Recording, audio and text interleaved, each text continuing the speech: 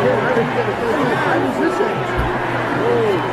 was asking Sheila, I said, I'm listening to the listeners from the Capitol, Pennsylvania. She said no.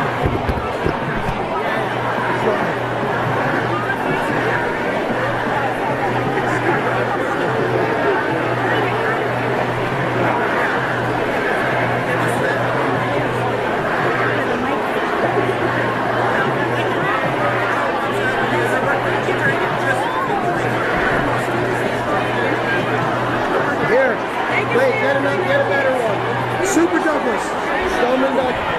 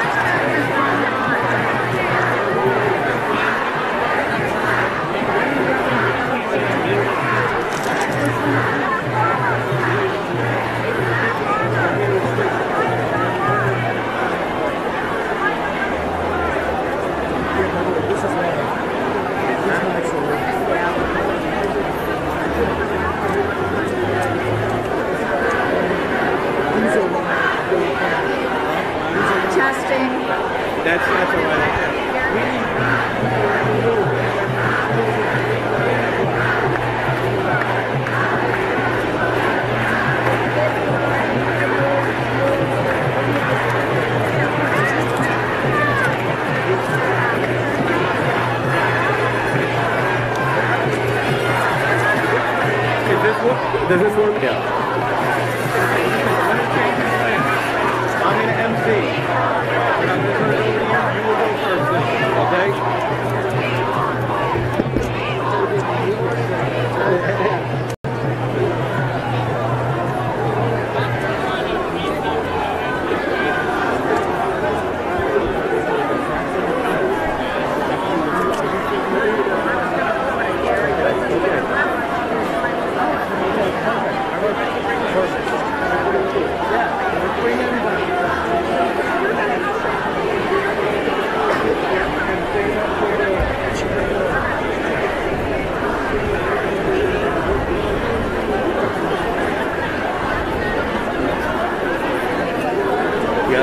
That's okay.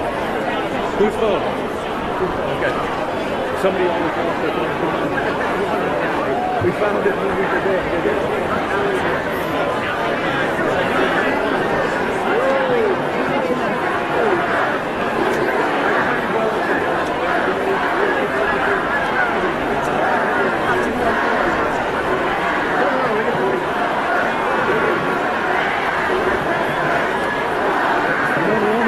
From the 60s, the whole world was lost. I wish I could have.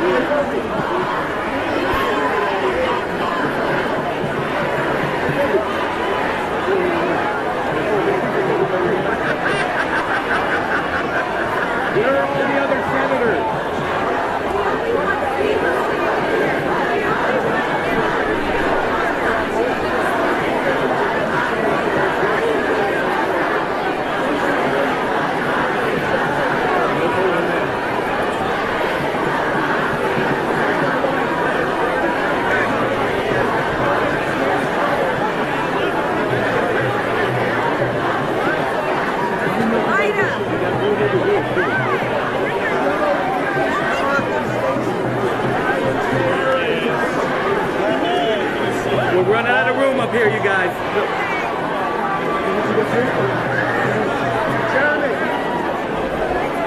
Good. Okay, can we have everybody's attention, please? Is it on?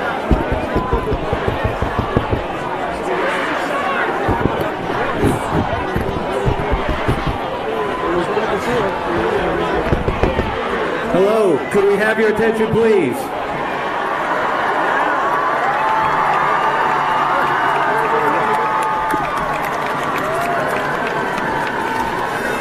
Ladies and gentlemen, can we have your attention, please? Thank you, Florida, for being here today. Today, we gather together to try to bring sense to a tragedy and hope that from tragedy can come triumph.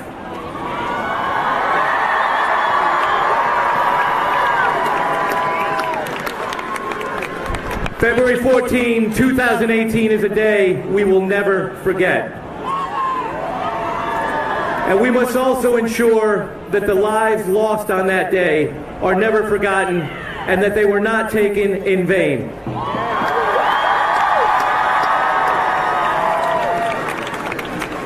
Today is about recognizing the power of our youth, the voice that the students have brought to this issue, and demanding action from a legislature that has refused to act for far too long.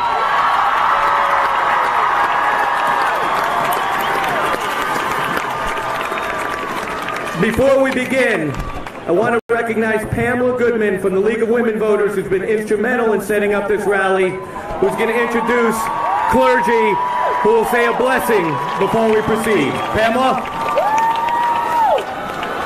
Thank you, Senator. Thank you, Senator.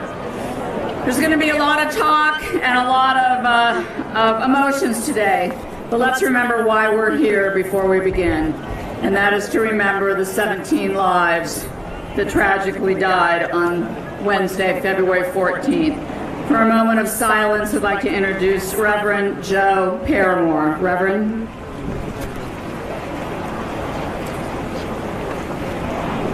As we all struggle today with many different emotions, let's turn our struggle and our emotions into prayers for those lost 17 precious souls from February the 14th. I'm reminded of the words of David where he said, "Precious in the sight of the Lord is the death of one of his saints." Precious. So let us take for a moment of silence, please.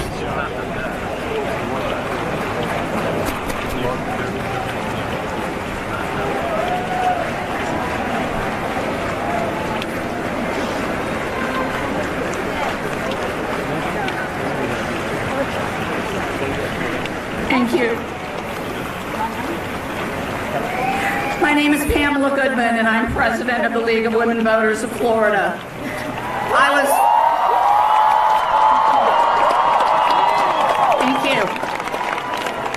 was honored to be in Fort Lauderdale at Saturday's rally.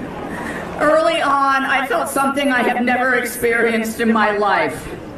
It was a change. It was a movement. It was a tipping point. I've spent years up here in Tallahassee working with legislators, sitting across desks, testifying in committees, and working on legislation, but I never felt what I felt Saturday standing next to those students in Fort Lauderdale. It's a movement.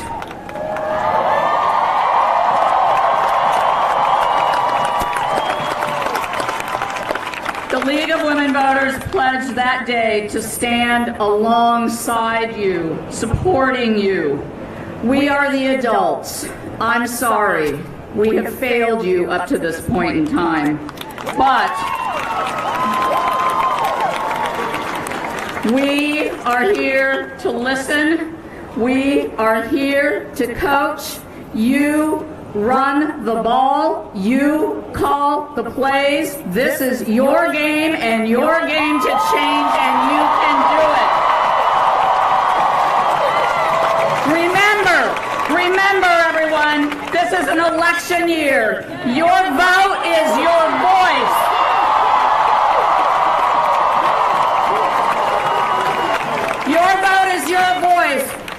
it for Florida's future, but more importantly, do it for our children's future. With that,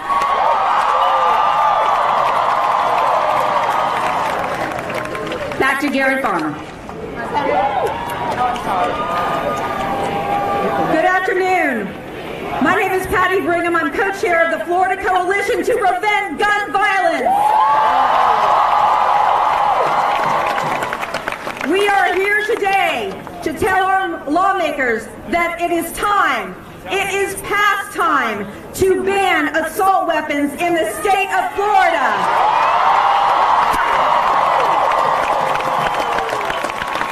We are here to listen to you, to listen to the students of Marjorie Stoneman Douglas, who have traveled hundreds of miles.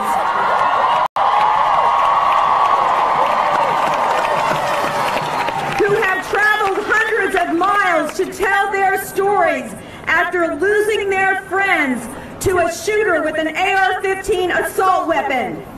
We are demanding that these weapons be banned.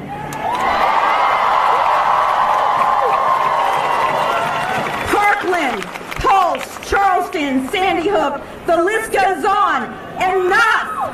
Enough! It is past time to ban assault weapons. Yes! Yet, in the words of Martin Luther King, the time is always right to do the right thing. Yes! Let's do it!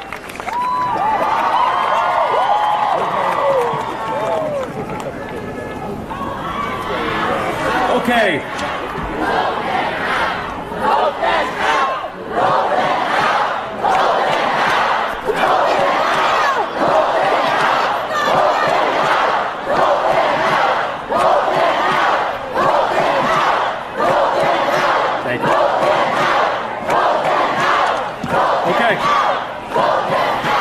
As we said, today is about the students. Today is about your generation.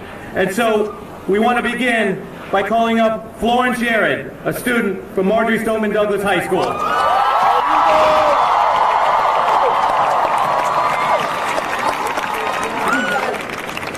30 years ago, my parents left a war-stricken Lebanon in order to give me a better future.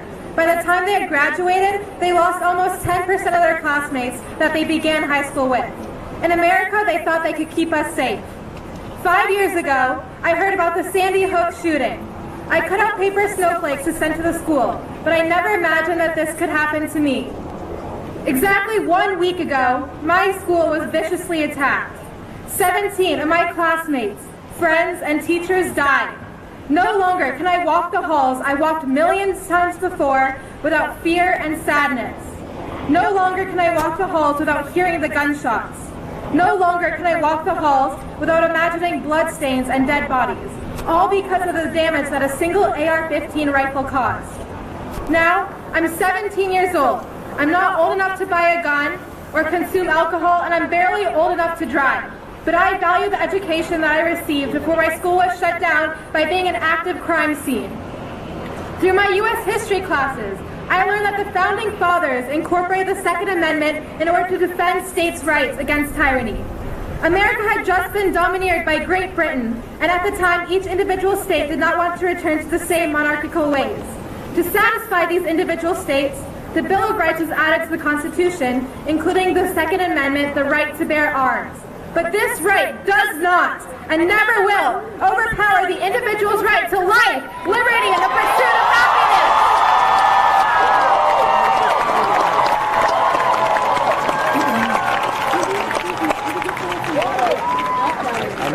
Through my physics class, I learned that the lethality of a gun is determined by the energy imparted by a bullet, which is half the mass times the velocity squared.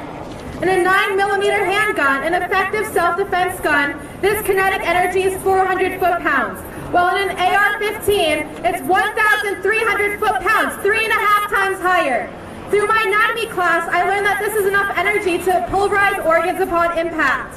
The only purpose of an assault weapon like this is to kill, and to kill as many people as possible. The AR-15...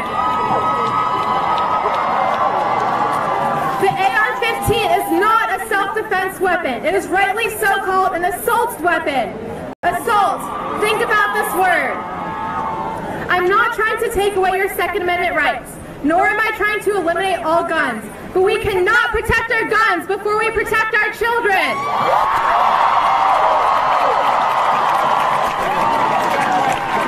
We need limitations. We need limitations on assault weapons. Individuals who need the same weapons that our soldiers use overseas to fight wars do not need these weapons. Individuals who are not allowed to board an airplane should not have access to these weapons. 90% of my fellow Americans support background checks for the purchase of all firearms. Yet you, our lawmakers, have failed to act.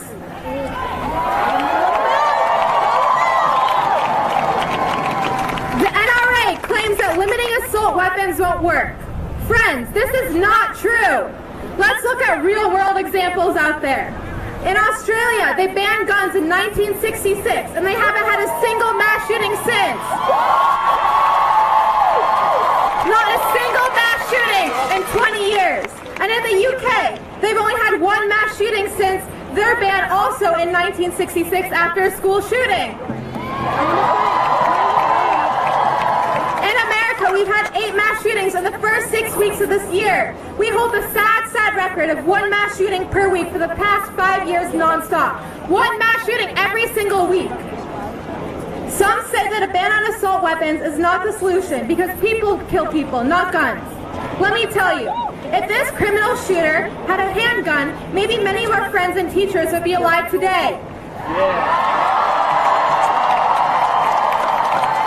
If a ban on assault weapons just saved 1 more life, it would make a massive difference to our friends, their family, and their community.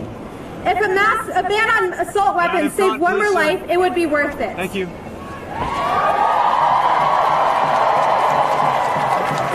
We also hear that mental health is a real issue.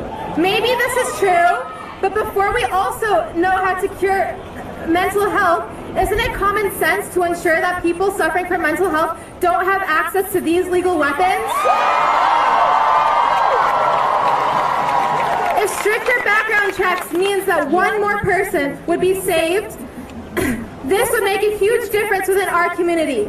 If we had stricter gun controls, we would not have lost 17 lives of our classmates, teachers, and staff members. We would not have destroyed the innocence of 3,000 high school students and damaged a whole community in Parkland and Coral Springs. If we had stricter gun control measures in Florida, 17 families would be having dinner tonight together instead of mourning for the loss of their loved ones. Today, instead of returning to our studies, instead of preparing for exams, and instead of grieving for our dead classmates and teachers, we are out here advocating for change.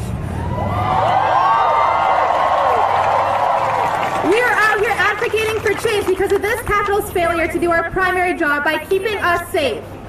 Some of you said it's too soon to talk about gun control. No, it is not too soon. No, this is not the wrong time. There's no better time than now to talk about gun control.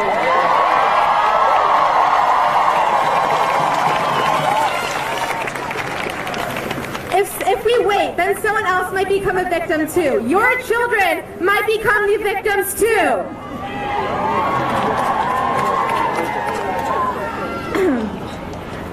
To Congress, you are directly responsible for every community that is lost due to gun violence, and you have the power to change this. And if you don't, then we will change you.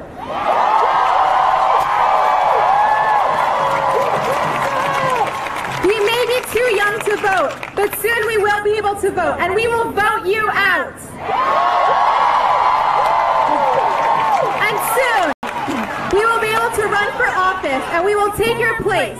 And many students around the country can't wait to go vote, can't wait to go run for office, and to make a change, to make a safer world. You adults have failed us by not creating a safer place for your children to go to school. So we, the next generation, will not fail our own kids. We will make this change happen. If not today, then tomorrow. And if not tomorrow, next year. Take it from us. You created a mess for us, but we will make this world safer for our children. The children and the students all around the world are watching you. The people of Florida are watching you. The citizens of my beloved United States of America are watching you. If you do not take action now, then we, the future leaders of America, will. Next, I would like to announce Representative Magee, who sponsored the bill that bans assault weapons.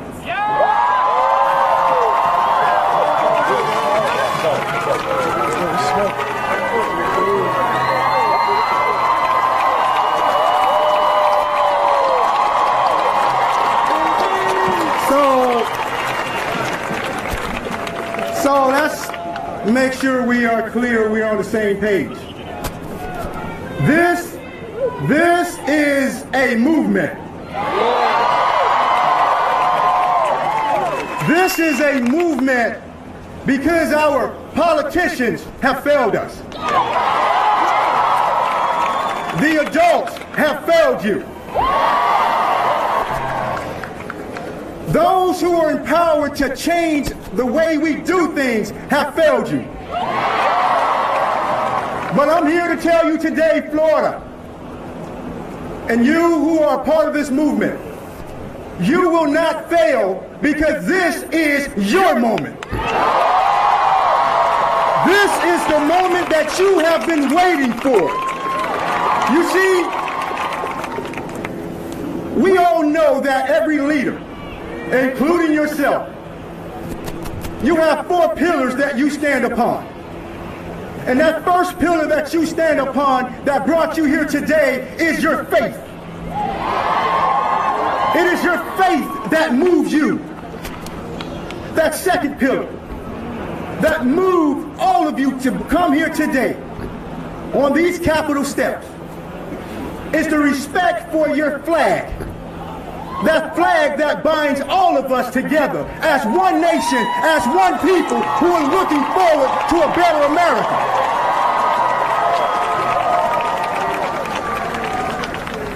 The third pillar that you constantly reminds us of is the importance of family. You see, this is a family. Marjorie Stoneman was a family. This is a family affair.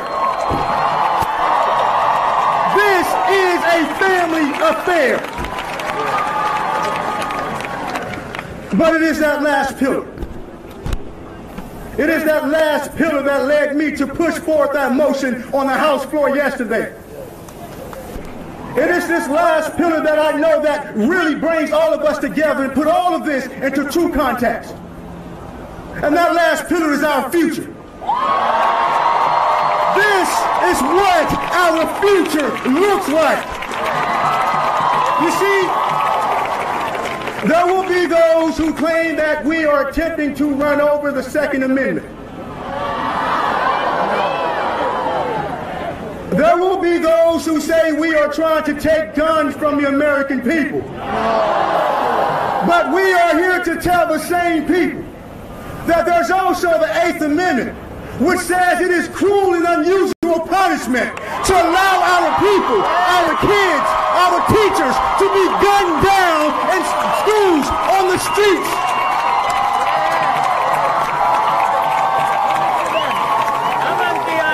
So you exercise your First Amendment right. Don't you let them stop you at this moment. This is the moment we've been waiting for. You are the cavalry we've been waiting for.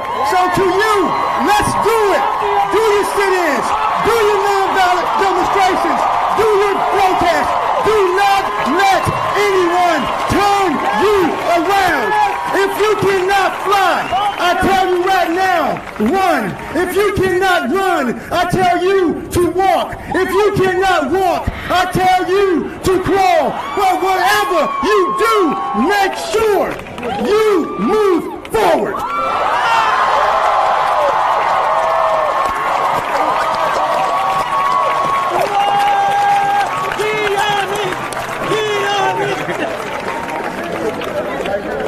We're joined up here, you see dozens of senators and representatives. We're here because we're frustrated. For 2 years, we have filed sensible gun safety legislation, bans on assault weapons and high-capacity magazines, closing background check loopholes, allowing for a registry of the guns that exist in the state of Florida, providing for taking away from guns from people who are mentally unstable or a danger to themselves or others. These bills have been filed for 2 years, and we have not received a single committee hearing on one of these bills. 10 years. Here's the bill. 10 years. Here's the bill. Here's the bill. Here's the bill. Here's the bill. Here's our bill. Here's our bill. Here's our bill. But it's not about hearing from us, as I said. We're here just to let you know that there are sensible answers out there that have not been heard. So you have to help us get them heard. And what's really helping is the inspiration being provided by this next generation. And so we're going to turn it back to the students, to the survivors of Stoneman Douglas. And I'm going to call up Ashley Santoro. Thank you, Senator. People of Tallahassee, I am so thankful that you've all come out here to support us. It means the world. It means the world that you've come out here to support us and what you want to see changed in your country. I see so many people who can potentially be the next senators, who can potentially be the next people in control, who want this to change, who want good to come out of this.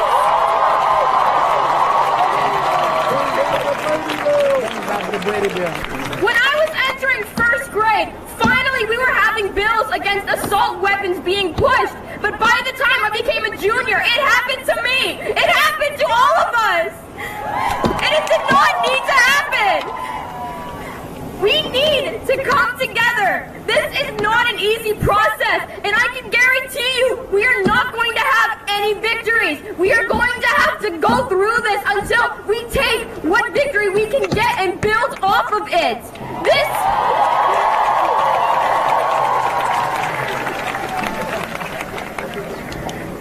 We have to stick together, and more than anything, we cannot polarize each other anymore, regardless of our political views.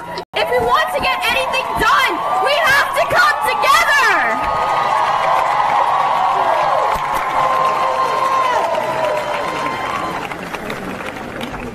I sat hiding in a closet, fearing for my life, for my future, when all of us are that future. If we are going to protect our future, why are we not protecting our children?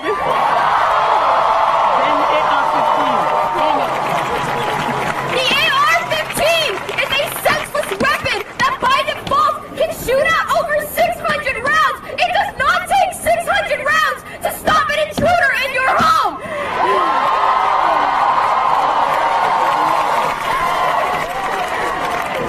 It does not take 600 rounds to shoot a deer for food. These weapons are not hunting issued. They are military weapons. People, I call upon everyone here and everybody who is not here to act. Soon enough, many of us will be old enough to vote these people who choose inaction and silence over the rights of our people.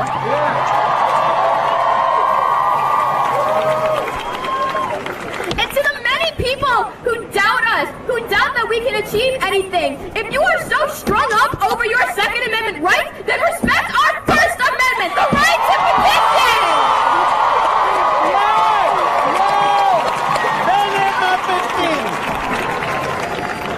We have seen so many senseless deaths in this country due to the inactions of many. We have a majority who is choosing not to act for whatever reason I will not try to fathom. We need to act ourselves on their part, because once we are able to vote them out of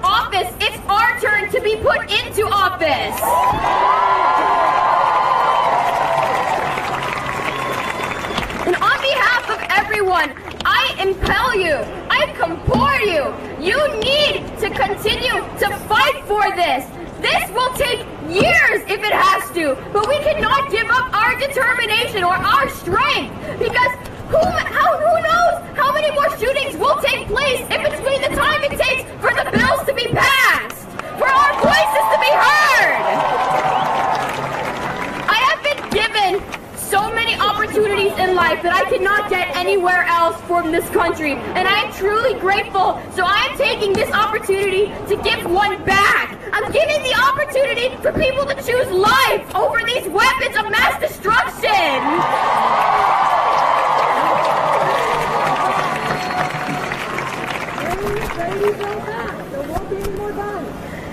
If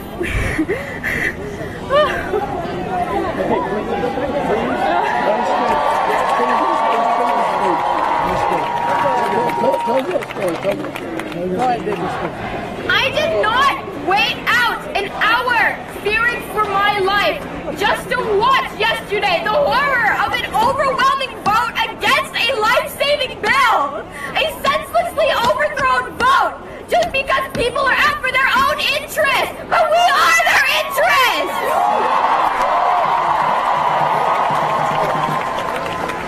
If they are not fighting for their future or even their career, then what is it that they are in office for? What are they fighting for?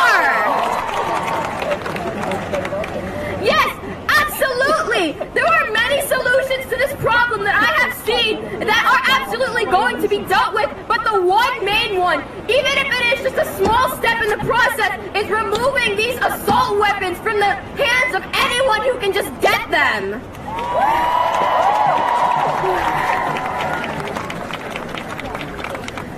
Nobody should have to go through what we went through, and I do not want to stand by this any longer. We will not be silenced by the inactions of our senators and our legislators.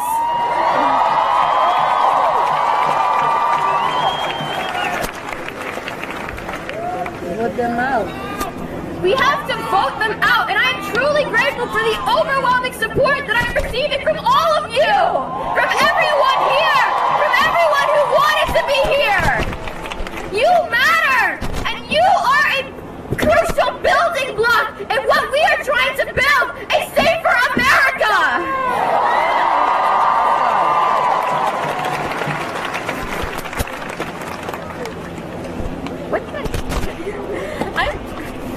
Oh man, there is so much I want to say.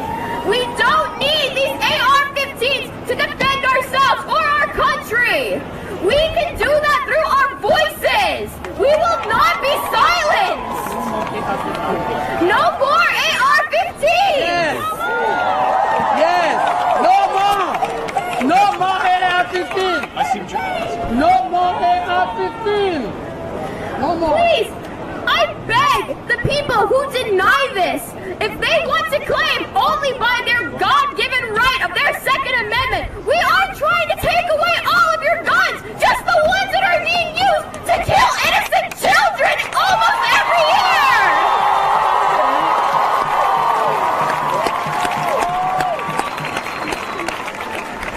Because nobody should have to fear for their future when they are going to an educational system designed to give them a future.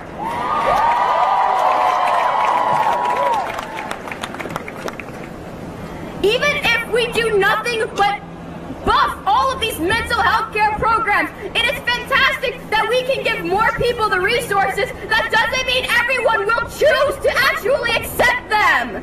Nobody will always choose. In the very least, if we are able to remove AR-15s, and if we continue from there, more assault weapons that can be commonly used on the daily basis for these crimes, we can prevent more of these shootings. Like, people will find other ways to do it, of course, but this will just be a pivotal step in preventing as many deaths as possible.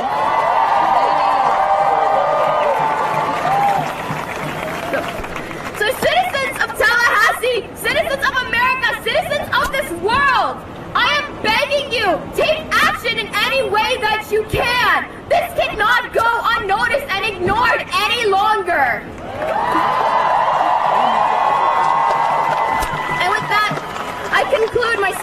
Thank you so much for listening.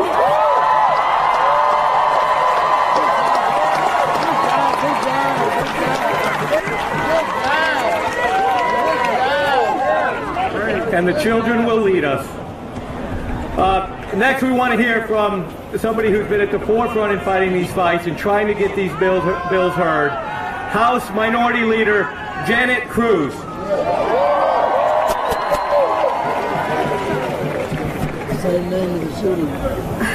Yeah. I am so glad that you guys are here, and you know why? Because the House Democrats are sick and damn tired of fighting alone!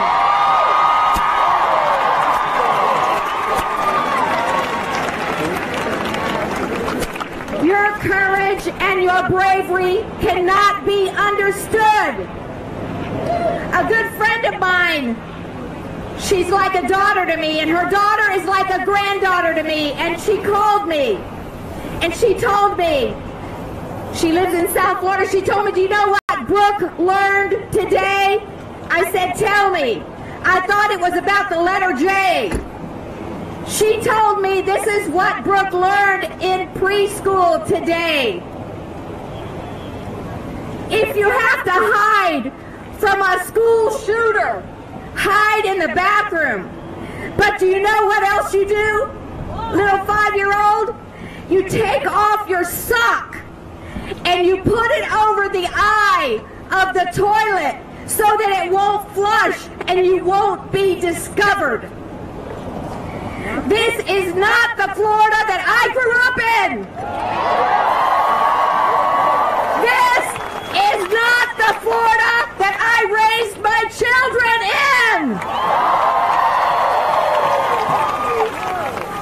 in. No child should have to live in the state of fear. No child should be trained to hide in a bathroom for fear of losing their life. What is happening to us, Florida?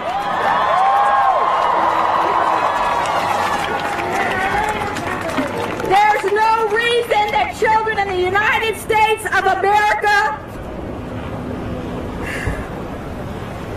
should understand how it feels to live in a war zone.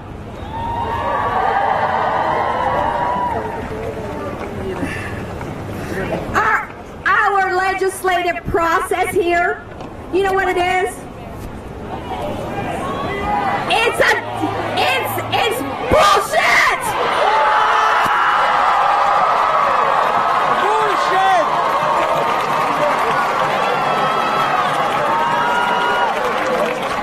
It is... Vote them out! Vote them out! Vote them out! Vote them out! Vote them out! Vote them out! Vote them out! Vote them out! Vote them out! Vote them out!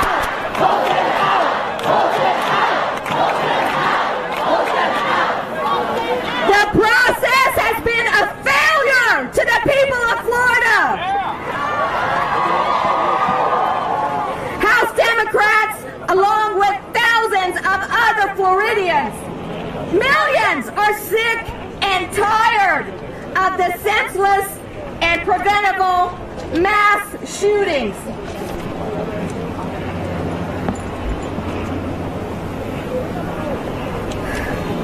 I want to thank all of you for being here today. Please don't stop with today. Don't stop next month. Don't stop in 6 months.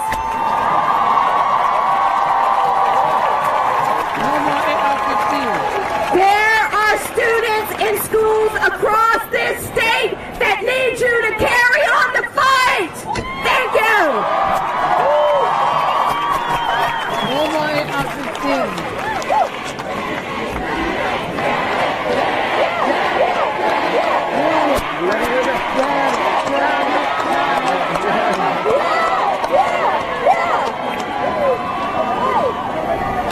We talk about these bills not being heard. What's the root cause? Why are these bills not being heard? It's the influence of one organization, the NRA. Say no to NRA money. No. No NRA. What has impressed me so much about the young people who have been vocal in the wake of the shooting is that they've done their homework and they've done their research. And it's pretty easy to simply trace the money and find out who's getting paid by the NRA to keep gun safety laws off the books in the state of Florida. It's as simple as this, folks. Vote or die. Vote for the right people or more people are going to die. It's that simple. One of the sponsors of the gun bills that we're talking about, a bill to ban assault weapons and ban high-capacity magazines, is State Senator Linda Stewart.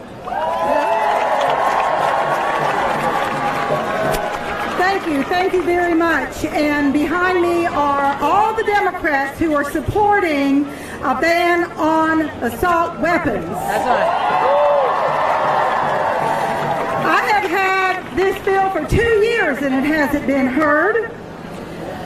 And I know that it's hot and it's uncomfortable out there, but nothing is going to be as uncomfortable as not hearing these bills.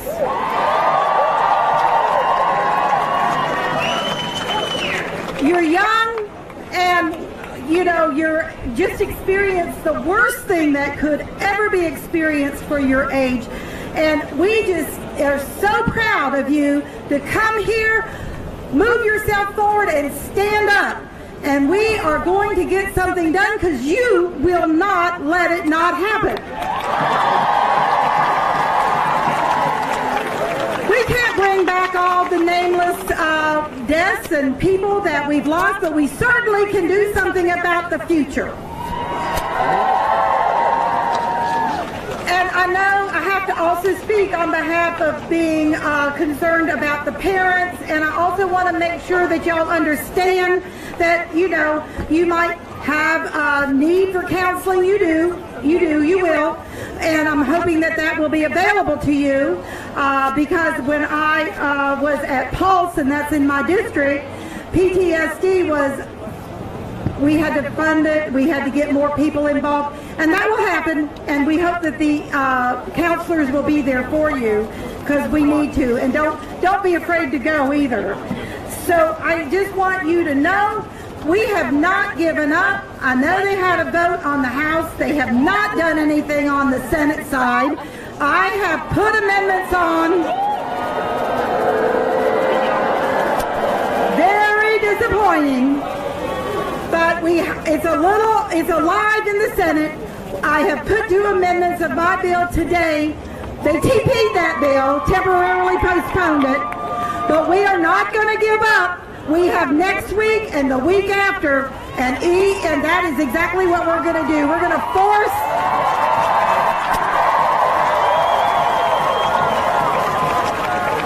with my Democratic friends, we're going to force a vote on this up or down. And I know it's hot, so I do want to introduce to you the next speaker. It's now my pleasure to introduce the husband of Congresswoman Gabby Gifford, a man who has himself traveled in space, astronaut Mark Kelly.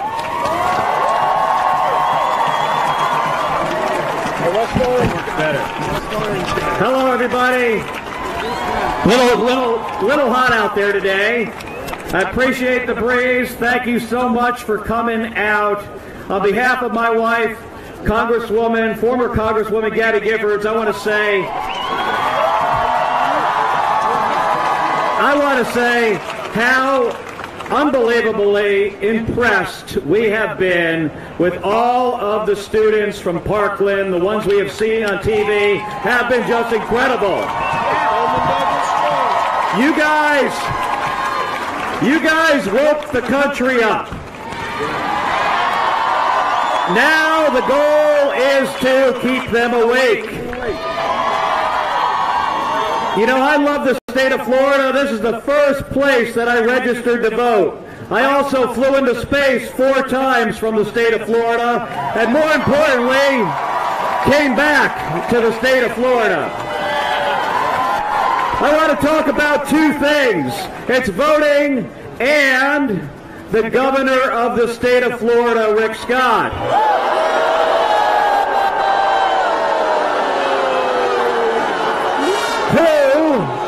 Who we elect to office matters, especially the governor of your state. I want to tell you about a few bills that he signed into law that were his pieces of legislation.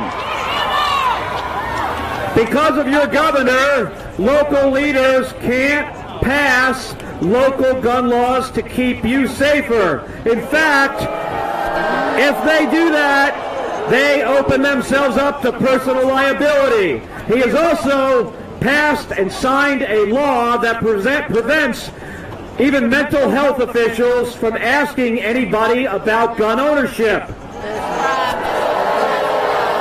And get this, House Bill 89 allows criminals engaged in criminal activity to use deadly force. Does that make sense to anybody here? So how did this happen? Now I'm going to tell you something you might not like to hear. People under the age of 30 generally do not vote, and it is a problem. How many people in here are under the age of 30? All right. So I'm going to ask you one more question. How many of you are going to vote in the next election? You have to do that. And you have to vote for the people who have courage to stand up to the gun lobby. So vote courage. Remember, accomplishing anything worthwhile is incredibly hard work. It's going to be 2 steps forward and 1 step back, but you can do this. This is your time. This is your time. Your voices will be heard. You need to continue to speak truth to power. That's what you're doing here today. That's what you need to do next month. That's what you need to do next year. And remember the words of Martin Luther King, who said, "The arc of the moral universe is long, but it bends towards justice." All of you are going to bend that arc towards justice. So get out to vote. Vote courage. Vote them out! Vote them out! Vote them out! Vote them out! Vote them out! Vote them out! Vote them out! Vote them out! Show up to D.C. if you can. Show up in Washington, D.C. on March 24th. But more important than that, show up to the ballot box. Thank you very much. Oh, one more thing. Who you really want to hear from is not old people like me. You want to hear from these students from Parkland. It is my honor to introduce you to Cheryl Aquaroli, who has some really important words for everybody here today.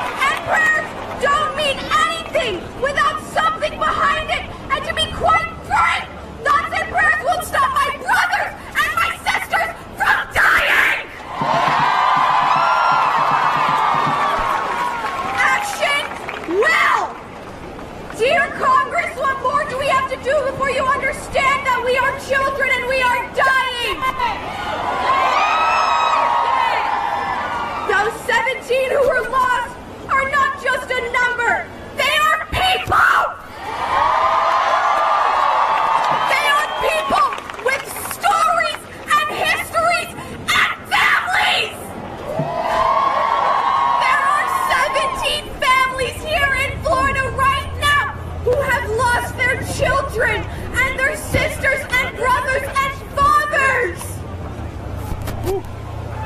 You will not turn these 17 human beings into a statistic. You will not turn a blind eye of who they are. They are our students, our teachers, and our coaches.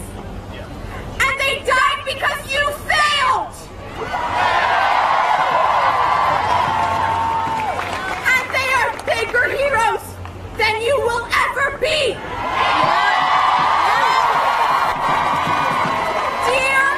Dear Congress, stop using mental health as a damn scapegoat!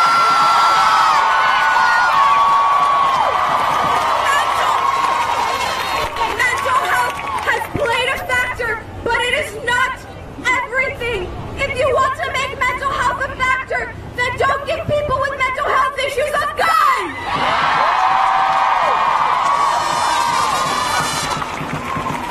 Dear Congress, who will die next because of your lack of action? Who will you murder next? Because your lack of action is causing people to die. The next person who dies because of an AR-15 will be on you. They will be on you because you had a chance yesterday. You had a chance to stop them, and you took that chance away. I was there, and I saw you push those buttons with no heart. You pushed those buttons and you killed people.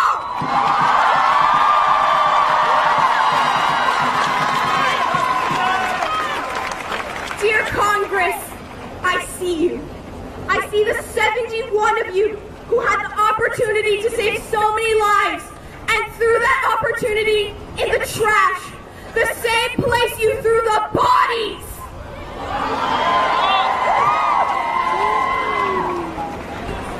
Dear Congress, I see the 71 of you.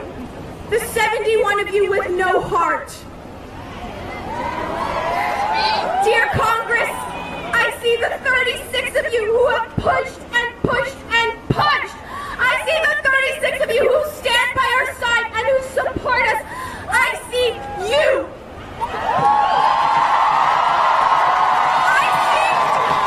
I see my brothers and I see my sisters and I see my fathers and my mothers and I see those of you who are fighting. I see those of you who died at Pulse. And after that happened, nothing changed. I see those of you who survived Pulse and almost 2 years later are still having to go to counseling for PTSD because you wanted to have a fun night out. Dear Congress, why does my 10-year-old brother need to know how to protect himself from being murdered?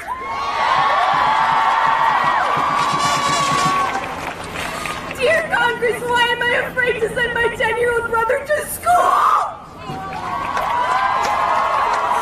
Dear Congress, why is my 10-year-old brother braver than me? And the day after the shooting, he said, Cheryl, I'm gonna go to school. I'm not afraid. I won't die. I promise. Dear Congress, how many more tears do we have to shed before we fill your empty hearts?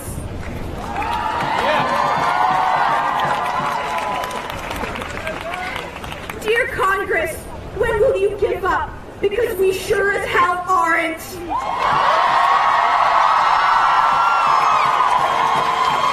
Sincerely, Sherlock Rowley, an angry damn student!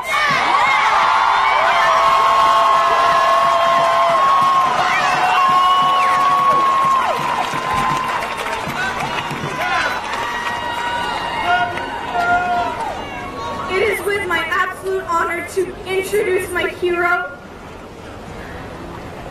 the person who represents Florida equality, Carlos.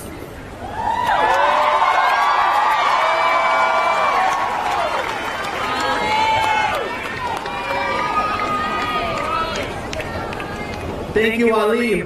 My name is Carlos Guillermo Smith, and I am here to make a promise. To make a promise to the students of Stoneman Douglas High School. I will never accept NRA money as long as I'm serving in public office.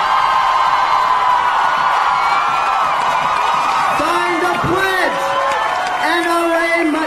NONRAmoney.org. NONRAmoney.org. You can sign the pledge as voters to never support any candidate who has accepted NRA contributions. But I do need to be honest. I need to be honest, because let's be real. The NRA is never going to contribute to my campaign, because other than the students of Stoneman Douglas High School, I've been their worst nightmare. The very first bill that I filed when the voters of House District 49 in Orlando sent me to Tallahassee was a bill to ban military-style assault weapons and large-capacity magazines. Why did I do this? Because that summer, 49 of my friends were murdered by a radical American homophobe with a military-style assault rifle. I lost constituents in that shooting. I lost a friend, and the tragedy transformed who I am today. It transformed me into an unapologetic advocate against gun violence. We filed our assault weapons ban with Senator Linda Stewart on January 5th, 2017. 7 months after the Pulse shooting, we got no hearing. Just 1 day later was the Fort Lauderdale airport shooting. We got no hearing. 151 days later was the workplace shooting in my district in East Orlando. We got no hearing. 269 days later was Las Vegas. We got no hearing. 304 days later was Sutherland Springs.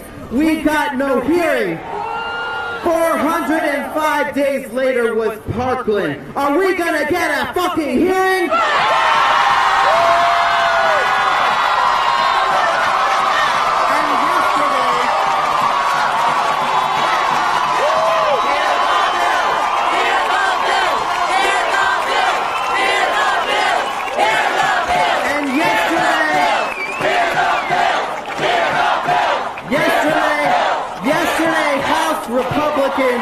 Had the nerve, while students from Stoneman Douglas were sitting in the gallery, House Republicans had the nerve to vote against even having a debate on the assault weapons ban.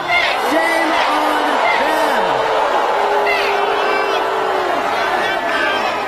them! We've had enough. We need an assault weapons ban right now. Now I want to be very clear. It's not good enough to just raise the age requirement for buying an assault rifle from 18 to 21. That's bullshit! Assault weapons are the gold standard for mass murder. They are weapons of war designed for war, and civilians have no business with military-style assault weapons. Do we have the constitutional right to defend ourselves and our family with a firearm in our home? Absolutely. But no one needs a military-style assault weapon to do it. Sure. We all know. We know we can respect and honor the Second Amendment, but where do the Second Amendment rights end and the First Amendment right to human life, liberty, and our own pursuit of happiness begin? As the late Supreme Court Justice Antonin Scalia said, like most rights, the Second Amendment right is not unlimited. It is not a right to keep any weapon whatsoever in any manner whatsoever and for whatever purpose. I had the opportunity to fire an assault weapon myself. The 6-hour MCX assault rifle, the same weapon that was used to murder our 49 friends at Pulse. And when I shot that MCX rifle, one bullet after another, never stopping once to reload a 30-round magazine, I thought of the victims at Pulse. I thought about our friends who sustained multiple unsurvivable gunshot wounds. I thought about how many of the victims during the final moments of their proud, young, gay, and happy lives, how many of them endured not one, not two, not three or four, or five, or six, but 7, 8, some of them 9 gunshot wounds on a single person. Each bullet after piercing through jeans and flesh, leaving behind it an unsurvivable gunshot wound. Enough is enough!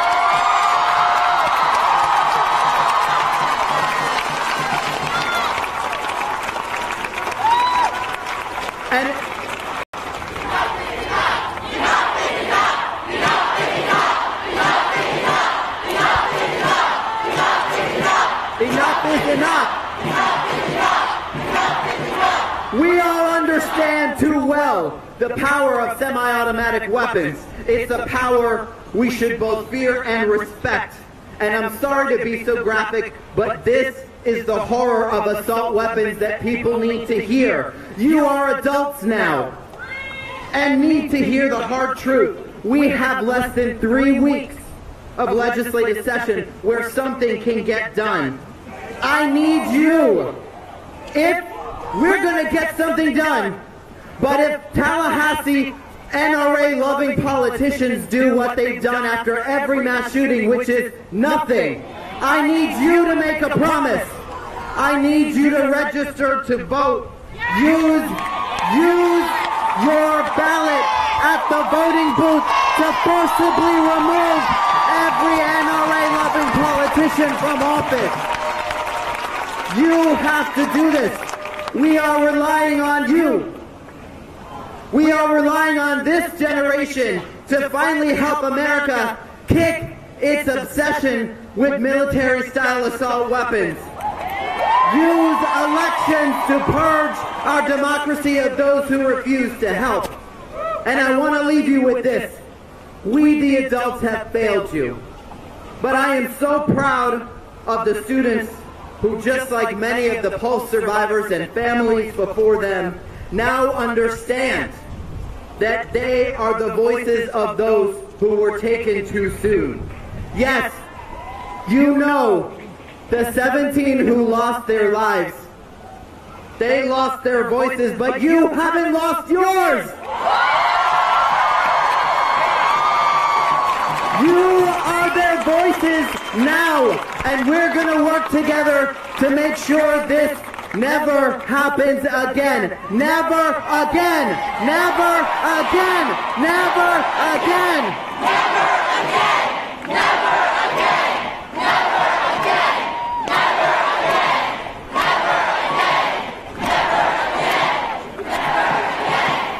Never again. Before we hear from our next student, you know, the students aren't doing this alone. They've been helped and guided by so many chaperones and teachers. At the same time we're fighting this gun war, there's an attack on public education. And I want to thank and acknowledge all the teachers that are out there with us today, who have been with the students every day, and especially the contingent from the Broward Teachers Union who drove all the way up from Broward County to be here and support us. Thank you. Thank you, teachers. Okay. Our next speaker, another student, such great perspective. I dare you to not cry after this one. Rachel Catania.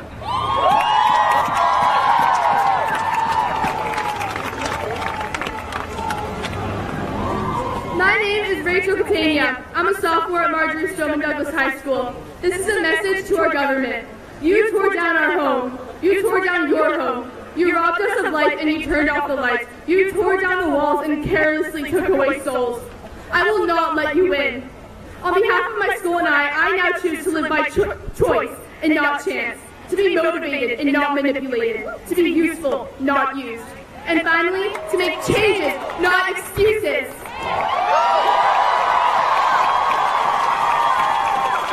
This tragedy has taught me to be stronger because I now know what it feels like to be weak. This tragedy has taught us to be fearless because we now know what it feels like to be afraid. If the government thinks something is not going to change, they're sadly mistaken. No person should have to go through what my peers and I went through. How many more innocent people have to die before we make a change? A change is overdue. And we are the change. When children act like leaders and leaders act like children, you know something is about to change. The NRA is murdering me. The NRA is murdering you. Our family and our friends are being murdered by the NRA right now. We are not numbers on a page destined to be statistics. We are people, and we are the change. We are the change. We are the change. Thank you.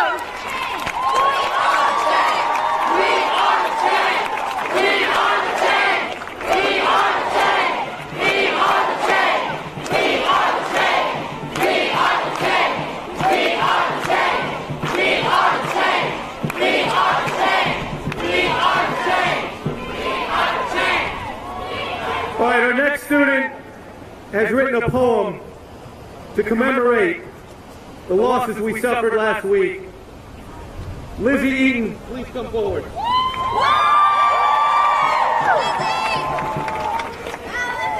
One morning, our worries seemed so important, like the world was ending over a piece of homework.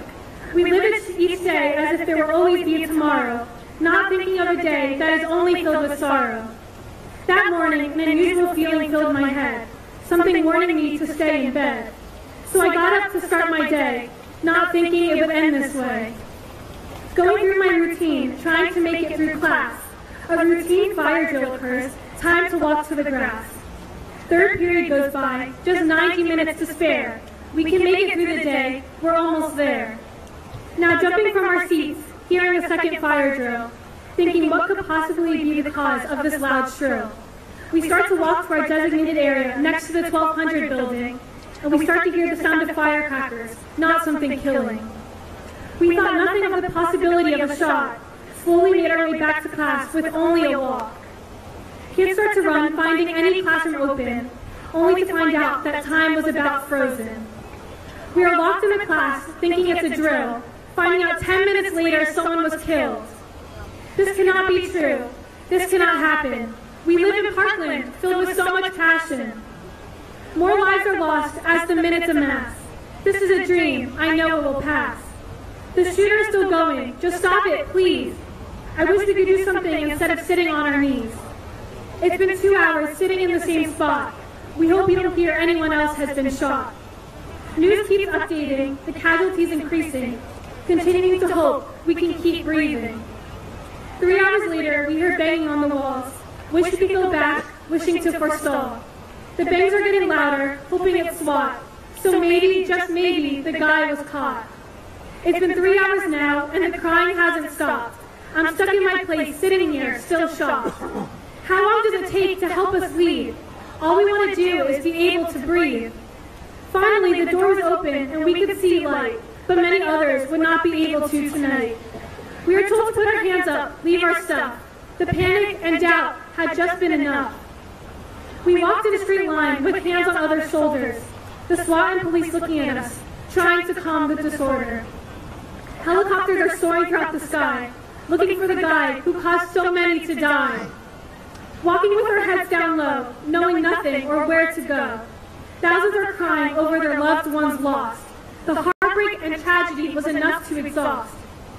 The day is almost over, but nothing feels real. Sure, this is just a dream and time will heal. Families reunite with tears flowing. It was hard for hours not knowing. Everyone goes home and sits in silence as our town is still in a crisis. Beautiful soul after soul is lost. This cannot be our country's cost.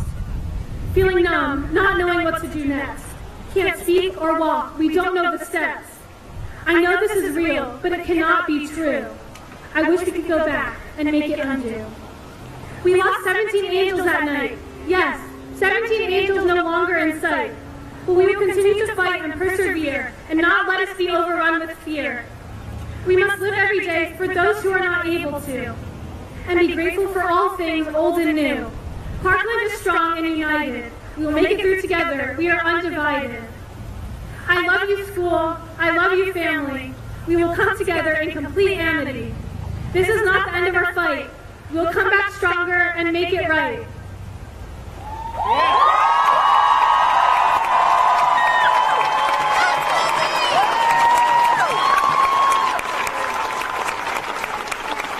Great job, Lizzie. Great job. I talked about the importance of teachers and how much they're helping in this cause. And the Florida PTA has just been instrumental. And they've been up here year after year fighting against gun expansion laws and fighting to get these gun safety bills heard. Now we're going to hear very briefly from Angie Gallo, Legislative Director for the Florida PTA. Hi, everybody. I'm here today because I just want the Florida PTA wants the students to know that we hear you. We hear you. We love you. We support you. We will fight with you. We will fight for you. And we promise, from the bottoms of our hearts, we promise that the 17 lives lost will not be in vain, and we will honor them with action. Thank you.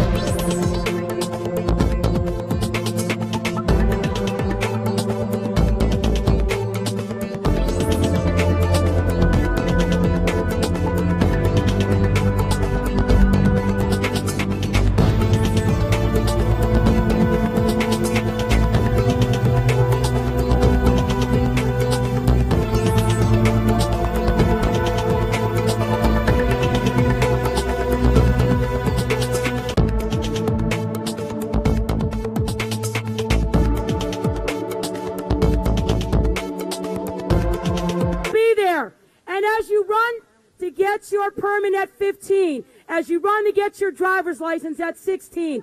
I give you a call to action. When you are 18, run to register to vote. Get involved, vote them out, and you get in. Thank you, Anna.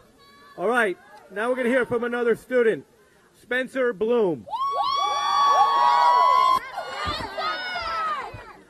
Firstly, I would like to thank you all for coming out here and representing Marjorie Stoneman Douglas High School.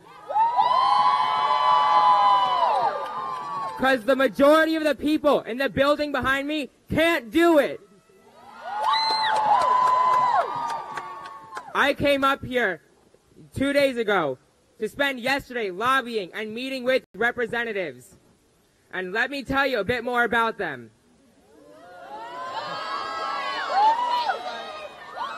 When we spoke with Senate Majority Leader Simpson, we asked him, did he receive money from the NRA? He said, I don't think I recall getting a check from the NRA.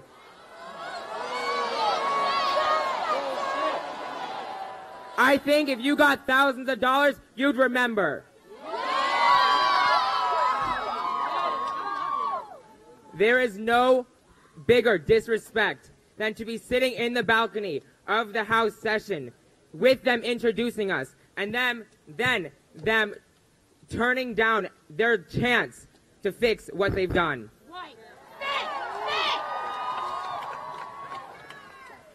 This is not fake news, and I am not a fake actor. I'm not an actor.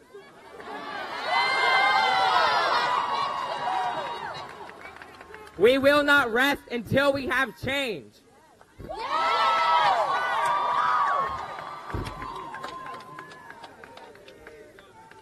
Way to go, Spencer. Okay. Again. MSD, MSD, MSD, MSD, MSD, MSD, MSD, MSD, MSD. All right, again, there's so many groups that are helping us in this fight, and for decades now, the Brady Campaign has been fighting to end senseless gun violence and do away with assault weapons.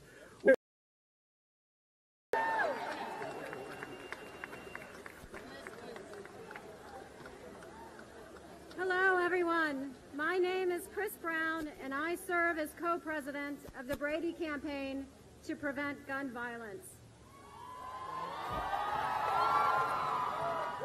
America, take a look. Our future stands here today. We mourn the lives of 17 educators and students who did nothing more than go to school and get shot and killed on February 14th. You all have taken the time to be here today to show the world you have had enough of gun violence in this country. I stand here today as part of the Brady Campaign, founded by Jim Brady, who was shot in the line of duty as press secretary to Republican President Ronald Reagan. He dedicated his life thereafter to the enactment of the Brady Bill. He and Sarah fought tirelessly for years. This is a long fight, but they never took no for an answer, and neither should you.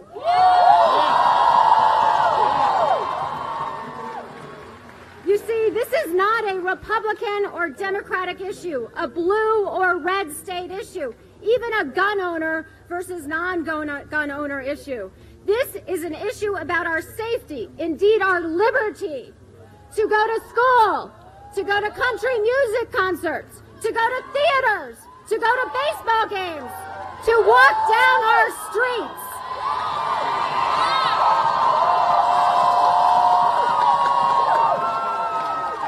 And each of us is entitled to do that. Slogan. It's freedom's safest place. Do you call BS on that?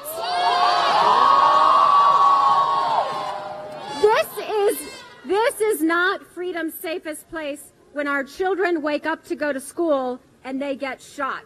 It is a nationwide travesty, and we let it happen if we continue to vote in politicians who tweet out thoughts and prayers after every mass shooting and then take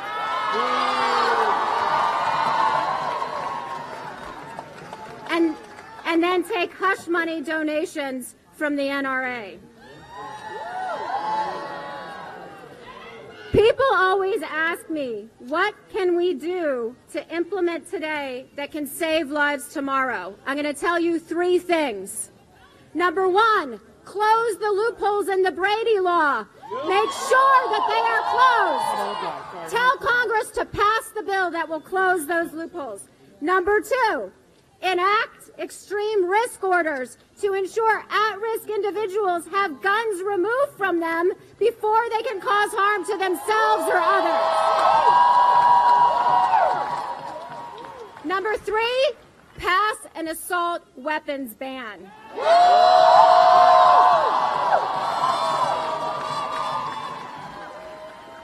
I know many of you were incredibly disappointed with the vote by the Florida legislature to oppose an assault weapons ban. I watched so many of you. The sense of grief, disgust, alienation, and anger were palpable. It is hard, no, it's unconscionable, when politicians put special interests ahead of our public safety. As hard as it may be, remember this. Remember the people who voted against the bill, and don't let them stay in office.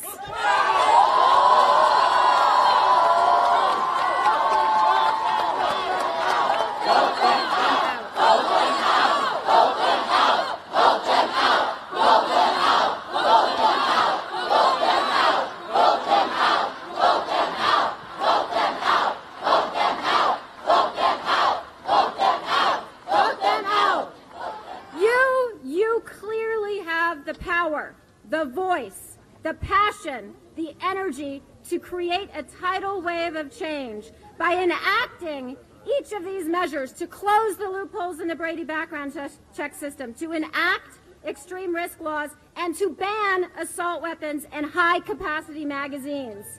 You will go a long way to achieve something all of us desperately want, a world in which each of us go about our daily lives where we are free and without the fear of being shot.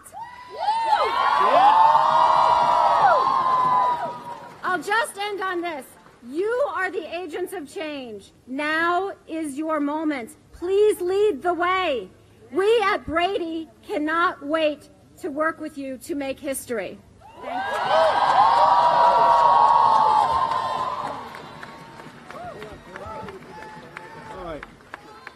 Thank you, Chris. Next, we're going to hear from John Harris Maurer. John Harris Maurer is with Equality Florida, and he's going to introduce you to a Pulse nightclub survivor. John. My name is John Harris Maurer with Equality Florida, and we're going to shout it for the people in the back and the people in the building. Equality Florida is the state's leading civil rights organization dedicated to advancing equality for the LGBT community. And we know that gun violence disproportionately impacts minority communities. We are here for the safety of everybody. We need your support with the No NRA Money campaign. Go to nonramoney.org and ask your legislators to take the pledge that they will not accept campaign contributions from the NRA. They will not tout their rankings from the NRA. And they will enact sensible gun violence reform. I'm honored to introduce my friend Brandon Wolf, one of our survivors of Pulse. Thank you.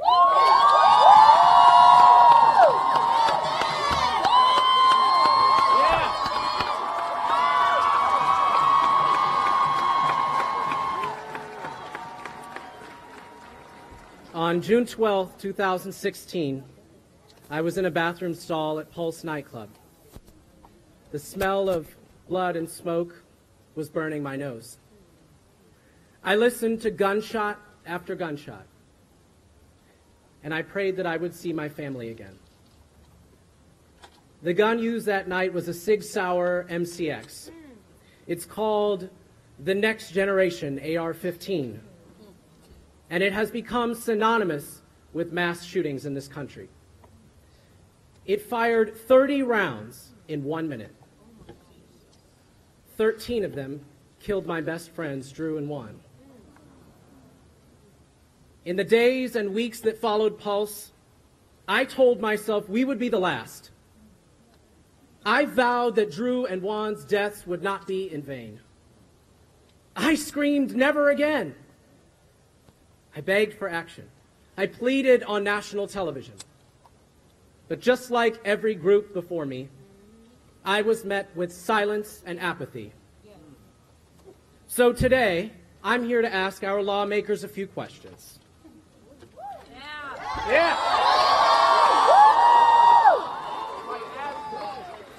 After first graders were gunned down at Sandy Hook, what did you do? Not a damn thing. You ran back to your gun-free spaces in Washington, D.C. and hid under your desks until CNN stopped talking about it. After 49 people, including my 2 brothers, were murdered at Pulse, what did you do? Nothing. Not a damn thing. You plugged your ears and turned your eyes and hoped that we would stop talking. And now we're here again. 17 people are dead. 14 of them are children. And what did you do yesterday when given the chance to do something about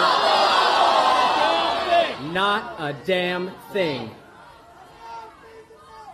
Instead, you avoided eye contact once more with these incredible students, and you voted not to keep them safe. And they were right here! You sent thoughts and prayers as your remedy, but refused to take action.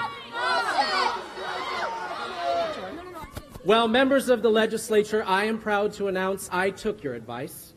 I have been praying. I have been praying for you.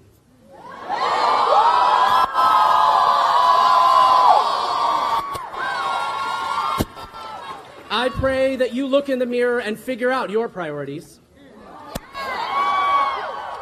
I pray that you sign the No NRA Money Pledge.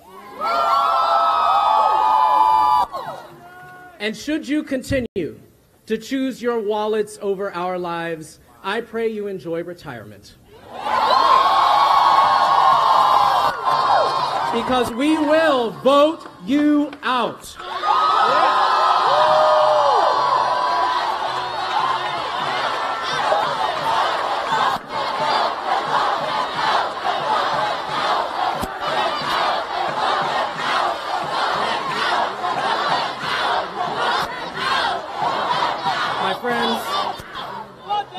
My friends, the choice for our Republican legislators is very clear. Either do your jobs or get the hell out of our way.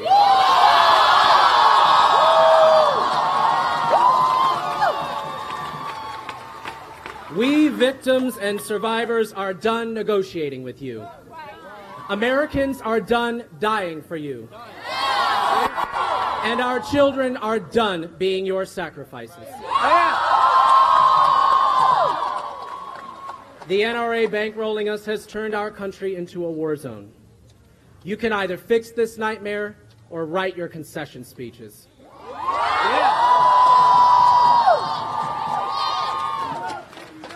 It is my great honor and pleasure to introduce you to another student from the Parkland shooting. His name is Andre Santos.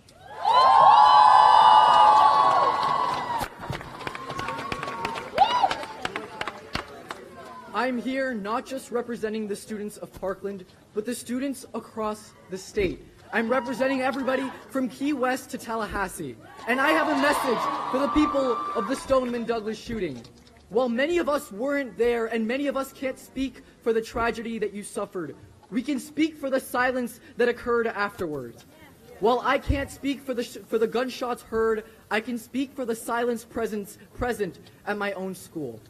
I can speak for empty classrooms and empty hallways. I can speak for minds plagued with fear that we're not being taken seriously enough. To the students of Stoneman Douglas, you guys have done us a great service. You guys have done us a great service because now not only do you have the hurt on your shoulders, but so does the entire state and the entire community that was affected by a senseless tragedy.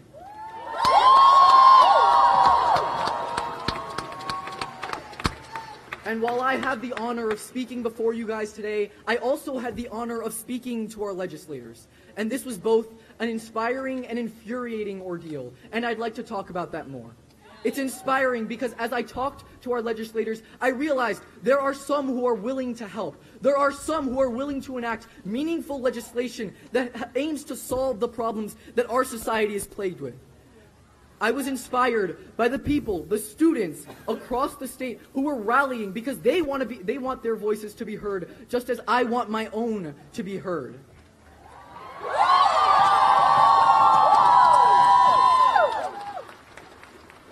And it's through the hard work and community effort that we're able to speak before you today and have our voices heard. But while it was inspiring, it was equal parts infuriating. because it seems that while there are people who are willing to help, there will always be people who oppose us. There will always be people who doubt us. There will be people who ignore us. And to these people, I have to say, shame on you.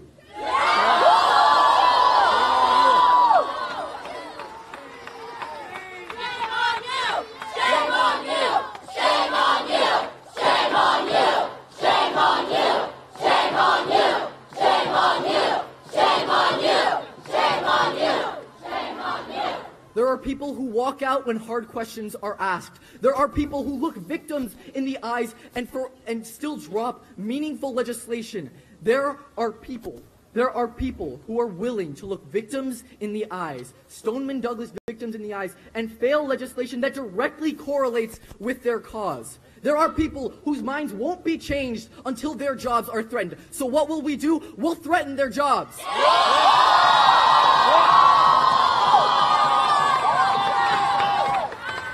Let's make it so.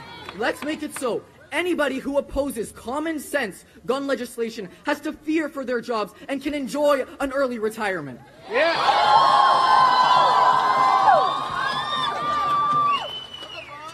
The Washington Post has a slogan that democracy dies in darkness, and I don't necessarily agree. Democracy dies with disinterest, but as long as our voices are heard, as long as everyone here stands up to the tyranny that's occurring in our legislative bodies, democracy will never die and change will occur. Yeah. Thank you, Tallahassee. Thank you all. I yield my time.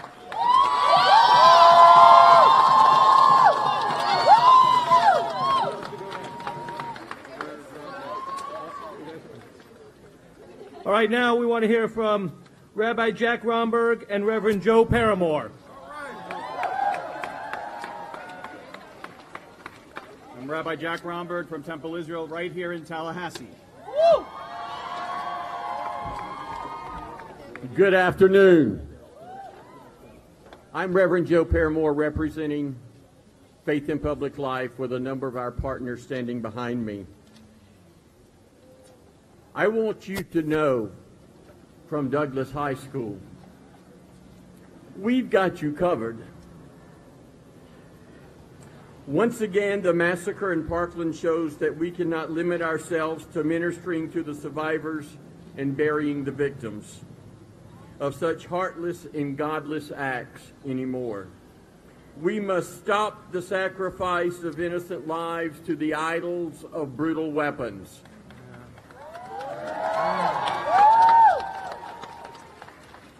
To Governor Scott, Speaker Corcoran, President Negron, we need you to hear us. Your prayers are nothing more than that of sounding brass and tinkling cymbals. We've got your prayers covered. What we need from you is action. We need you to hear HB 217 and SB 196. We as faith leaders from across the state are presenting to this leadership a letter signed by over 100 plus clergy. And if they are the godly men that they say they are, we have some counsel for you. If you are wise and understand God's ways, prove it. By doing good works with humility that comes from great wisdom. As faith leaders, we cannot sit idly by while weapons of mass murder are used to sacrifice the lives of innocent people. Since June of 2016, we have lost 71 to weapons of mass destruction. That's 71 too many. Not one more. Never again. Not one more. Not one more. Not one more. Not one more. Not one more. Not one more. Never again. as we prepare to honor the lives of 17 precious souls of Douglas High School, I would like to invoke some very powerful words of a lady that you all are also familiar with, Marjorie Stoneman Douglas. And these are her words that I want you to hear. They are so fitting for this cause. Be a nuisance where it counts. Do your part to inform and stimulate the public to join your action.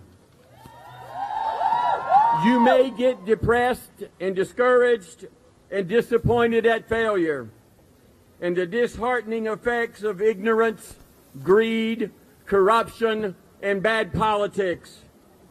But never, never, never give up.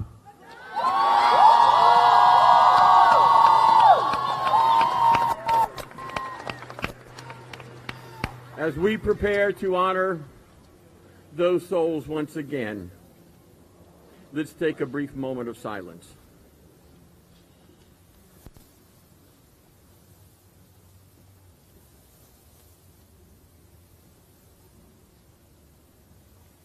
Nicholas Dworet.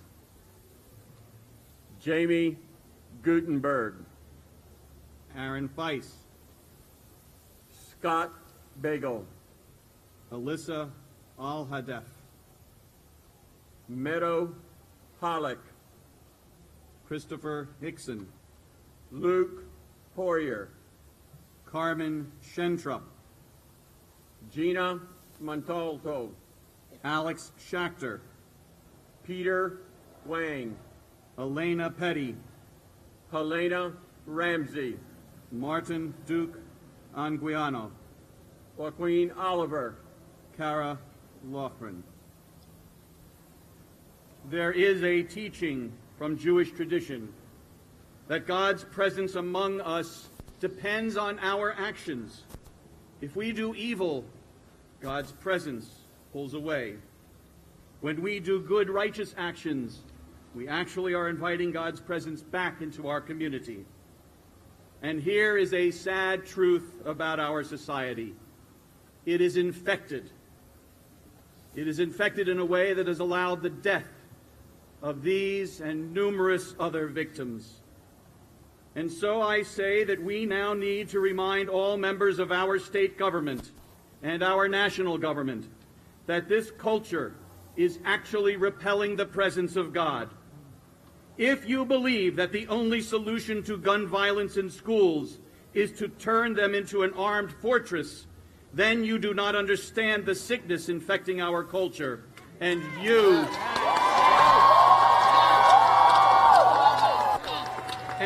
are then repelling God's presence. If your interpretation of the Second Amendment results in placing gun ownership ahead of the lives of our children, indeed of all Americans, you are repelling God's presence. If you refuse to even allow an open discussion to consider the benefits of an assault weapon ban, you are repelling God's presence. And if you are condemning the students who are pushing for change, either as actors or puppets of the left wing, thereby refusing to acknowledge their pain and their sincerity, you are repelling God's presence.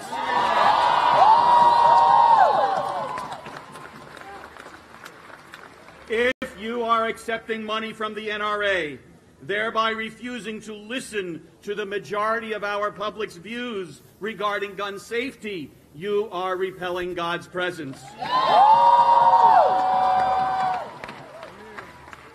These actions that repel God's presence, well, they are the cause of loss of life for those victims whose names we have just read and that we now mourn. However, I do see hope for the return of God's presence. Where in the wonderful students of Marjorie Stoneman Douglas High School.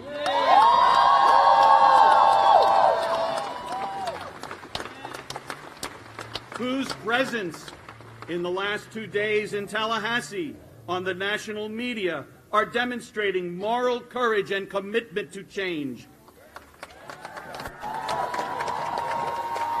You students represent our hope. You represent our lessons to us for making real change in Florida and our country. I ask you, do not give up. I ask you to stay strong. Know that we stand with you. You inspire the lifting of strength. You inspire strength in all of us. And so I close now with these words from Psalm 29. Adonai oz le'amo yitain. May God give strength to all who are God's people. Adonai yivarech et amo v'shalom. And may God bless all of us, all people, with the gift of shalom, the gift of peace. Amen.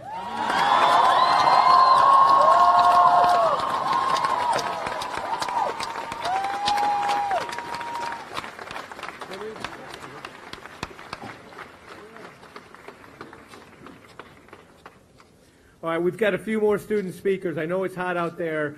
We're going to have a talk about a petition that we're going to be passing out in a minute as well. But next, I want to introduce yet another one of the students that are just doing such an incredible job inspiring and leading us, Henry Lee.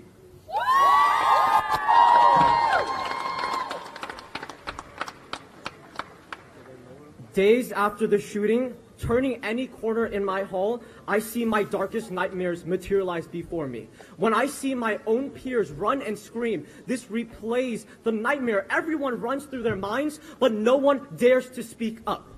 Because remember, this all boils down to luck. It could have happened to me. It could have happened to any of us, and we call ourselves lucky. But luck should not determine whether you stand mourning or whether you stand 6 feet under. Luck should not be the decider of our fate.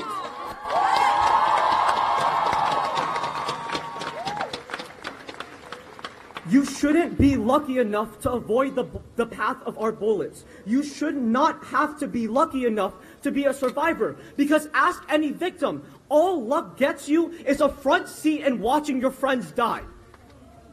Remember, fearing for our lives has become our new culture. But literally, with just pen and paper, that's half of what I have right here, we can change. The fact that the U.S. has more guns than people is turning luck against us. Now, I'm not from Stoneman Douglas. I'm 10 minutes away from the school. But we felt every single bully. We felt every single cry, no matter where you were in Broward County. But the thing is, here's the problem. Not about you guys, but every single American in the United States. We are scared to speak up. Millions have lost faith in their government, but all that means is that we lost faith in ourselves. I am here for those voices that are raised but drowned out by greed. I am here for the soundless in all of America. Thank you for coming today, because no matter who you are, no matter if you scream or you whisper, we speak in numbers. And to all the legislators out there,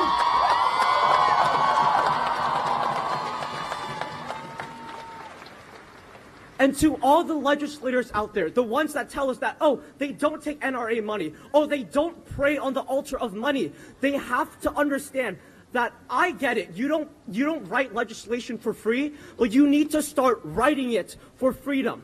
Freedom from fear. Freedom for our lives. Because every second these senators spend in denial is just another countdown to another death. Change does not roll on the wheels of inevitability. What is inevitable when we stop fighting is the tears will continue to flow. But right now, our tears have dried up. That's when we start picking up our posters. We start screaming. We start fighting.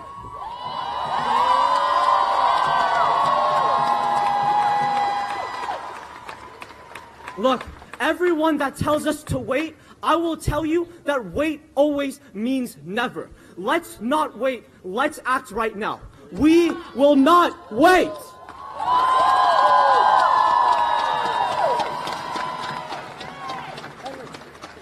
All right, another brave student is going to talk to us, Laura Allen.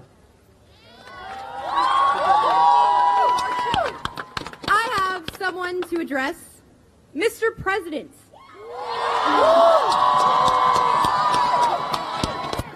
Mr. President, what do I tell my mother? What do I tell her if she asks if I will return home today? What do I tell my brother if he asks if he's safe at school? Do I lie? Mr. President, how much is my life worth? Yesterday, I had the opportunity to meet with senators, representatives, and legislators. Everybody wore a maroon ribbon to support Magee Stoneman Douglas. What does that ribbon represent? It represents unity, love, and support for the community. Here's my thing, here's my issue. Republicans also wear that ribbon, but it means nothing to them.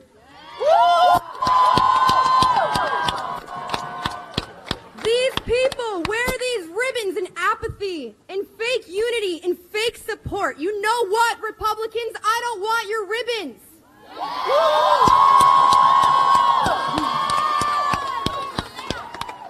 Republicans and those who also will not vote to reform guns will essentially say anything to avoid the issue.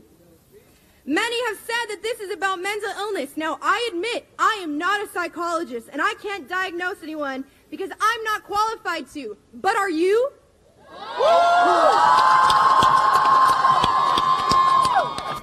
So let's not look for excuses here to cover up what's really going on. We are dealing with a national crisis here caused by failure to protect. You failed us. You failed to keep us safe in the one place we spend most of our time. You failed to protect who we are. Columbine happened 19 years ago and shocked our nation. You pledged that it would never happen again. You failed. You failed us by destroying our sense of safety. Is our safety less important to you than your own? We are not here to hear excuses. We are here to find solutions. We are not here to listen to you evade the issues. We demand that you examine them and take them seriously. We are here to ensure that we and our fellow American students will be safe again in our schools. We are here for the 17.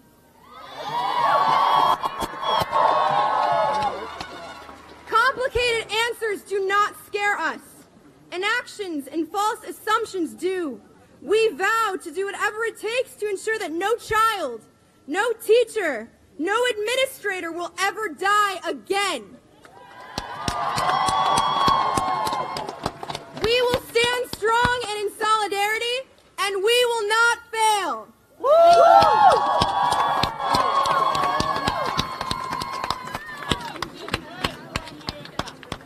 Okay, the last student we're going to hear from today is Timothy LaRock. Thank you. I just want to start off by saying that mental health is a global issue, so why are school shootings just an issue in America?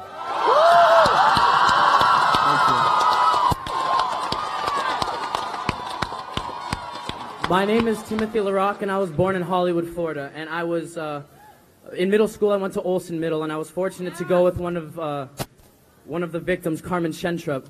And 6th grade was very rough for me. I didn't have very many friends.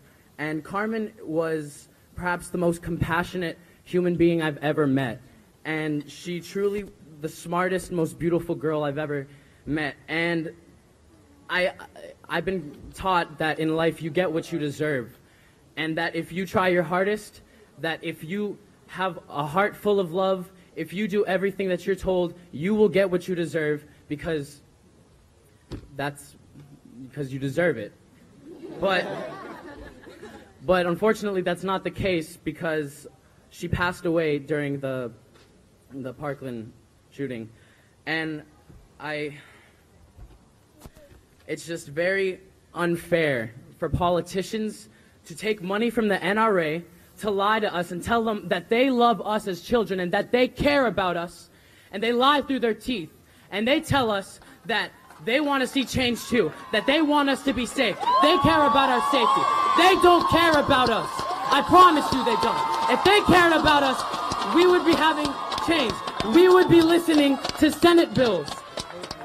If you want to see a change, you guys will contact your legislators and you will listen, and you will have them listen to Senate bills 530, 218, 400, 838, 196, 456, and 1476, because we want justice. And we won't stop until we get it.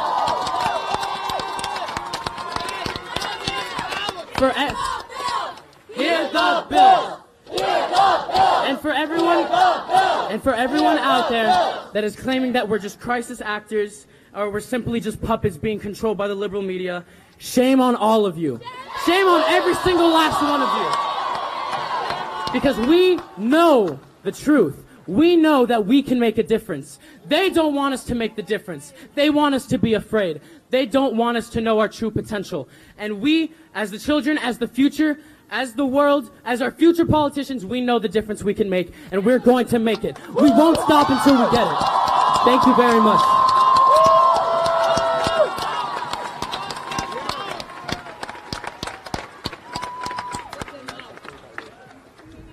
Okay.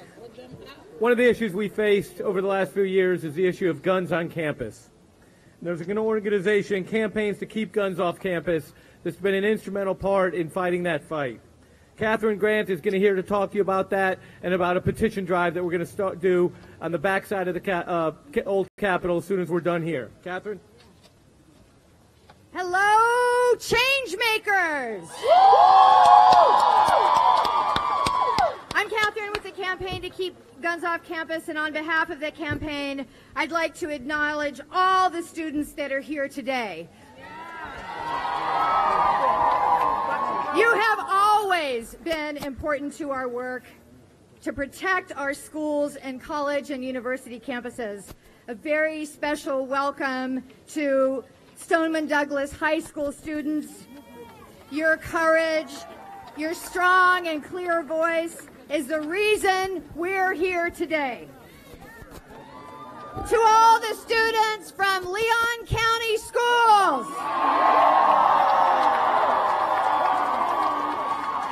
we're so glad you're here.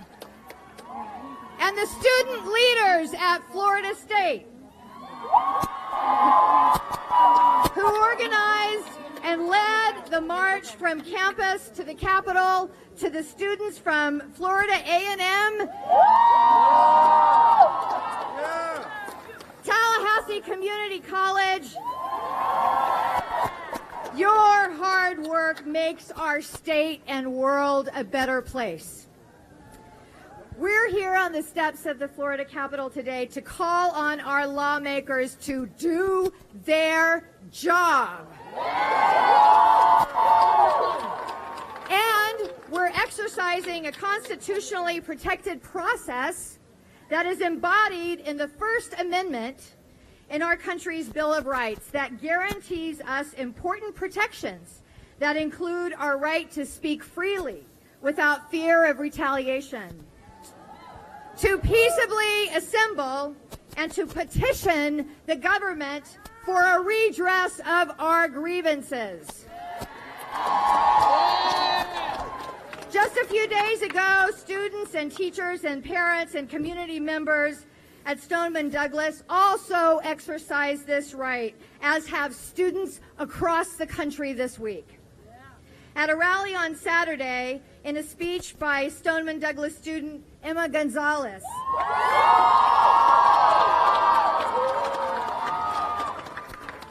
she referenced a landmark Supreme Court case, Tinker versus Des Moines. In 1965, Mary Beth Tinker was a 13-year-old student living in Iowa, where her father was a Methodist minister. Mary Beth and her 11-year-old sister and brothers, who were 16 and 8, had been strongly affected by the war in Vietnam and decided to wear black armbands to school as a sign of protest and in support of a truce that was being organized for Christmas. They were suspended for violating school policy, but decided to challenge it. And in 1969, the U.S. Supreme Court ruled 7-2 in their favor. These students were not old enough to vote, but their actions define the constitutional rights of students in our nation's schools. So today, we're going to exercise our right to petition our government. We are going to take petitions that have been signed by thousands and thousands and thousands of Floridians across the state who strongly believe, as we do, that assault weapons have no place in our community.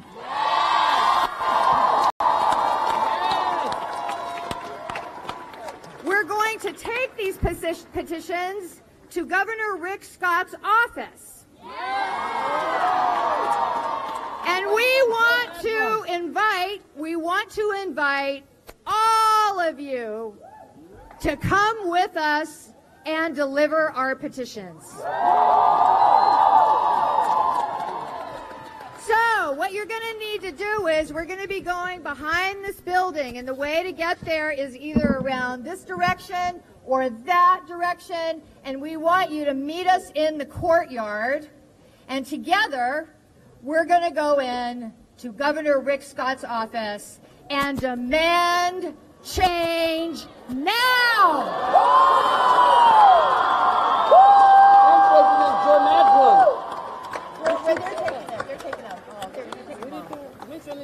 We're going to also be visiting other offices, Senate President Joe Negron's office, House Speaker Corcoran's office, and we want you to join us.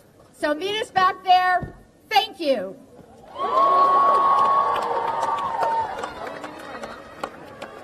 All right, folks. The students have to make their way back to their buses. They've got to start traveling back to South Florida. And so we want to conclude this rally with this. Gandhi said, "Be the change you want to see in the world." Yeah. This government is a government of the people, by the people, for the people. No more HS-15. We work for you. Never again.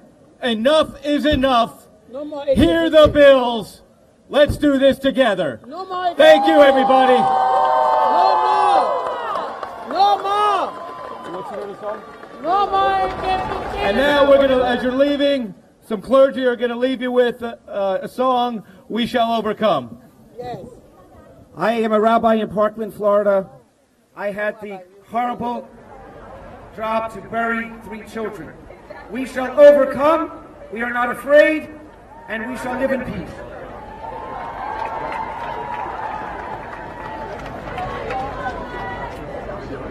We shall